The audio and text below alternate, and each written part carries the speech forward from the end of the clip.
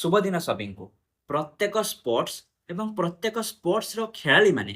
ତାଙ୍କ ଦେଶର ଲୋକମାନଙ୍କର ଆଟେନ୍ସନ୍ ଓ ସପୋର୍ଟ ସବୁବେଳେ ଏକ୍ସପେକ୍ଟ କରିଥାନ୍ତି। ଯେତେବେଳେ ସେମାନେ ଭଲ ଫର୍ମରେ ଥାଆନ୍ତି, ଯେତେବେଳେ ସେମାନେ ଭଲ ପରଫର୍ମାନ୍ସ ଦେଉଥାନ୍ତି, ସେମାନେ ତାଙ୍କ ଦେଶର ଲୋକମାନଙ୍କର ଏପ୍ରିସିଏସନ୍ ଏବଂ ବାହାବାହି ଏକ୍ସପେକ୍ଟ କରିଥାନ୍ତି। ଯେତେବେଳେ ସେମାନେ ଫର୍ମରେ ନଥାନ୍ତି, ପରଫର୍ମାନ୍ସ ଲୋ ଥାଏ, ସେତେବେଳେ ସେମାନେ ସପୋର୍ଟ ଏକ୍ସପେକ୍ଟ କରିଥାନ୍ତି ତାକି ତାଙ୍କୁ ମୋଟିଭେସନ୍ ମିଳୁ ଏବଂ ସେମାନେ ପରଫର୍ମାନ୍ସ ଭଲ କରିପାରନ୍ତି। ଯେମିତି ଗୋଟେ କ୍ରିକେଟର ଯଦି ସ୍କୋର କରେ, ସେଞ୍ଚୁରୀ ମାରେ କିମ୍ବା 5ଟା ୱିକେଟ୍ ନିଏ କିମ୍ବା ବହୁତ ଭଲ ଖେଳେ, ସେତେବେଳେ ଆମେ ତାକୁ ଏପ୍ରିସିଏଟ୍ କରିଥାଉ, ଆମେ ତାକୁ ବାହାବାହି ଦେଉ। କିନ୍ତୁ ଯେତେବେଳେ ସେହି କ୍ରିକେଟର ଯେତେବେଳେ ପରଫର୍ମାନ୍ସ ସ୍କୋର କରିପାରେ ନା, ସେଞ୍ଚୁରୀ କରିପାରେ ନା କିମ୍ବା ୱିକେଟ୍ ନେଇପାରେ ନା, ଆମେ ତାକୁ ସପୋର୍ଟ କରିଥାଉ। ଆମେ ମିଡ଼ିଆ ହଉ, ଅନଲାଇନ୍ ହଉ, ଇଣ୍ଟରନେଟ୍ ହଉ, ଯେକୌଣସି ସୋସିଆଲ ମିଡ଼ିଆ ହଉ, ଆମେ ତାକୁ ସପୋର୍ଟ କରିଥାଉ, ତାକୁ ମୋଟିଭେସନ୍ ମିଳୁ ଏବଂ ସେ ଭଲ ଫର୍ମକୁ ଆସୁ ଏବଂ ଦେଶର ନାମ ରଖୁ। ସେଇଭଳିଆ କ୍ରିକେଟ୍ ଛଡ଼ା ଅନ୍ୟ ସ୍ପୋର୍ଟସ୍‌ର ଖେଳାଳିମାନେ ମଧ୍ୟ, ଅନ୍ୟ ସ୍ପୋର୍ଟସ୍ ମଧ୍ୟ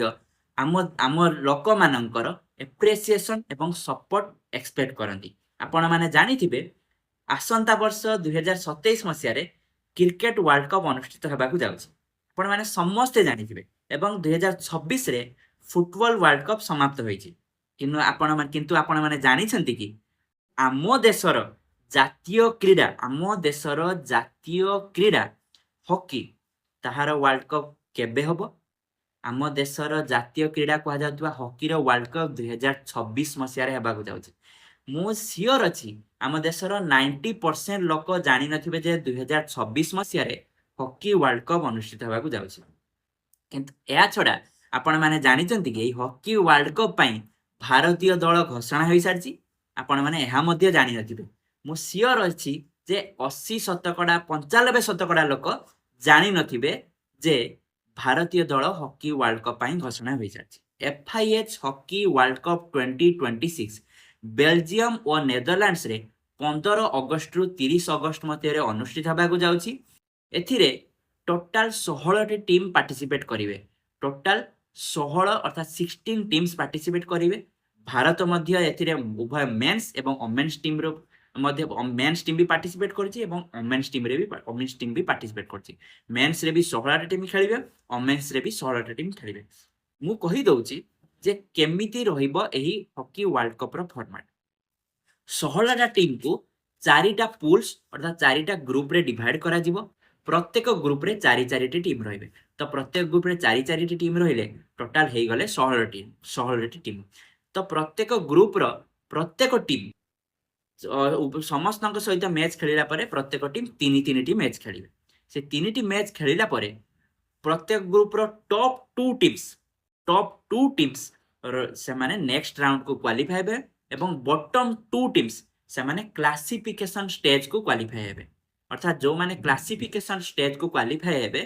ସେମାନେ 9 ନମ୍ବର ପୋଜିସନ୍ରୁ 16 ନମ୍ବର ପୋଜିସନ୍ ପାଇଁ କମ୍ପିଟ୍ କରିବେ ଏବଂ ପ୍ରତ୍ୟେକ ଗ୍ରୁପ୍ର ଯେଉଁ ଟପ୍ 2 ଟିମ୍ସ ଥିଲେ, 4ଟା ଗ୍ରୁପ୍ର ଟପ୍ 2 ଟିମ୍ସ ହେଇଗଲେ ଟୋଟାଲ 8ଟି ଟିମ୍। ସେମାନଙ୍କୁ ପୁଣି 4-4ଟା ଟିମ୍ କରି ଭାଗ କରାଯିବ 2ଟି ପୁଲ୍ସ ଅର୍ଥାତ୍ 2ଟି ଗ୍ରୁପ୍ସରେ, group E and group F. Group A ଏବଂ ଗ୍ରୁପ୍ ଡି ର ପ୍ଲେୟର ଟିମ୍ ଟପ୍ 2 ଟିମ୍ସ ସେମାନେ ଗ୍ରୁପ୍ ଇ ରେ ରହିବେ। ଗ୍ରୁପ୍ ବି ଏବଂ ଗ୍ରୁପ୍ ସି ର ଟିମ୍ସ ସେମାନେ ଗ୍ରୁପ୍ ଏଫ୍ ରେ ରହିବେ। ଅର୍ଥାତ୍ A1 A2 D1 D2 ରହିବେ ଗ୍ରୁପ୍ ଇ ରେ, B1 B2 C1 C2 ରହିବେ ଗ୍ରୁପ୍ ଏଫ୍ ରେ। ଏବଂ ମୁଁ କହିଦେଉଛି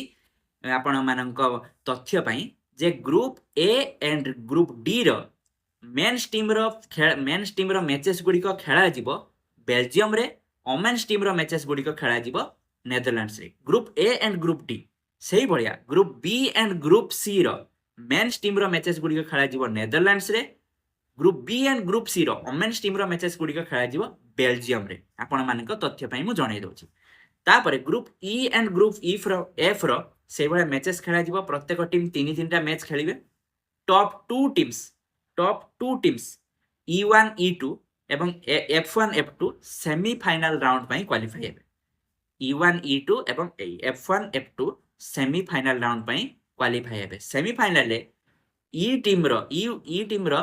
टॉपर जो माने E1 एवं F टीम रो second topper F2 E1 versus F2 रो सेमीफाइनल हबो सेही बेला F1 वर्सेस E2 रो सेमीफाइनल हबो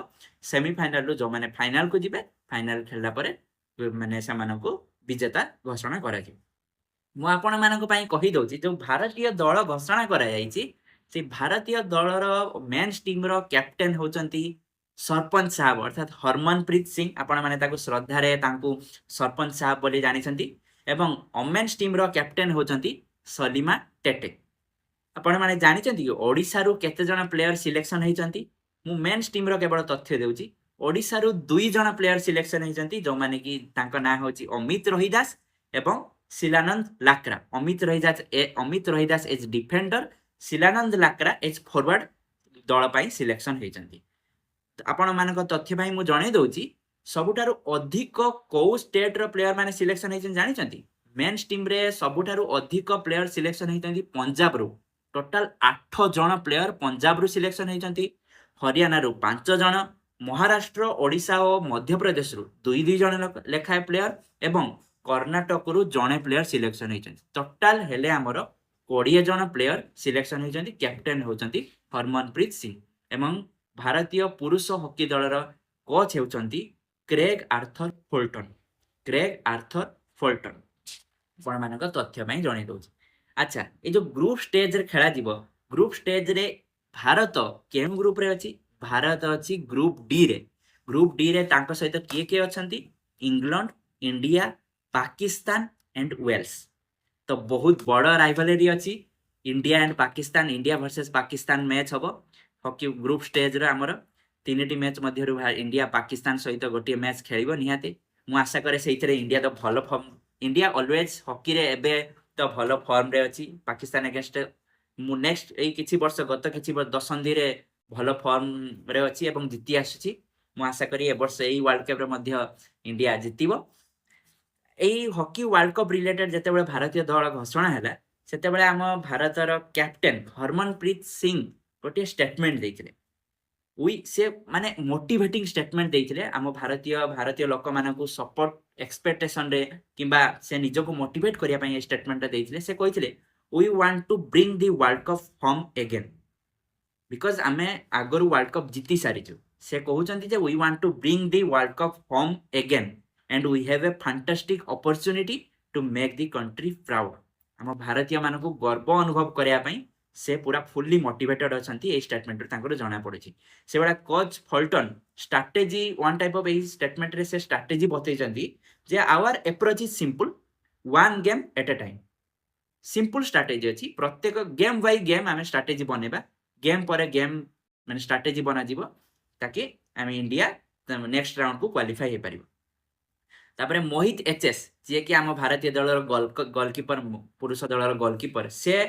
प्रथम थर पई से भारतीय कोनसी टूर्नामेंट पई सिलेक्शन हेचंती माने मेजर टूर्नामेंट पई से एथि पई बहुत खुशी अछंती से खुशी है कि से गोटे स्टेटमेंट प्रोवाइड करचंती I always believed I would one day represent India at a major tournament मु आशा करे से मध्ये तांकर जो बिलीव तांकर ड्रीम सक्सेस हेजी तांकर ड्रीम जो फुलफिल हेजी से ड्रीम तांकर टूर्नामेंट रे भलो फॉर्म रे थांतु एवं भलो परफॉर्मेंस देकी भारतीय दल को विजेता करंतु मु आशा करिबी ता सहित मुझे किसी फैक्ट्स जनइबी जो वर्ल्ड कप रे जो अनुष्ठित होगा जाउची hockey FIH hockey world cup 2026 तार इतिहास विषय में किसी कहबी एवं जदि किसी भी फन फैक्ट्स मु जनइबा पई चेष्टा करूची जो इंडिया होची गोटिए देश जे बैक टू बैक दुई थर वर्ल्ड कप को होस्ट करिछि आपण माने जानिथिबे 2018 मसिया एवं 2022-23 मसिया रे India FIH hockey world cup host करिथिला दुईटा जाक गर्वर विषय आम ओडिशावासी मानक पई गर्वर विषय कि दुईटा जाक हॉकी वर्ल्ड कप 2018 रे भुवनेश्वर रे हेतिला एवं 2022-23 रे भुवनेश्वर और राउरकेला रे अनुष्ठित हेतिला 2023 मसिया रे जो 22 मसिया रे जो hockey world cup हेतिला Birsa Munda अंतर्जातीय hockey stadium ता पई इनागुरेट हेतिला आपण माने जानिथिबे राउरकेला रे तापरे नेक्स्ट होची भारत टोटल 16 टा वर्ल्ड कप एडिशन रे खेलिची एवं टोटल 16 टा एडिशन रे खेलिबा परे 649 टी मैचेस से खेली 649 टा मैच खेलिला परे 2682 टा गोल स्कोर करा जायछि भारत तरफ रु अगेंस्ट 28 डिफरेंट टीम्स 28 टा डिफरेंट टीम्स अगेंस्ट रे 2682टा गोल करा जायछि एवं ताहले गोल स्कोर हैला एवरेज केते प्रत्येक मैच रे गोल स्कोर होछि 4.1 माने एवरेज आछि प्रत्येक मैच रे 4.1 टी गोल स्कोर करा जाउछि। नेक्स्ट फैक्ट होछि हरमनप्रीत सिंह जहाँ सरपंच साहब कहा जाए जिते मु खेल देखा जाए ना कलिंग स्टाडियम रे जिते भारत खेल हुए मुझे जाइए प्राय 2-3 थर 4-5 थर जाइए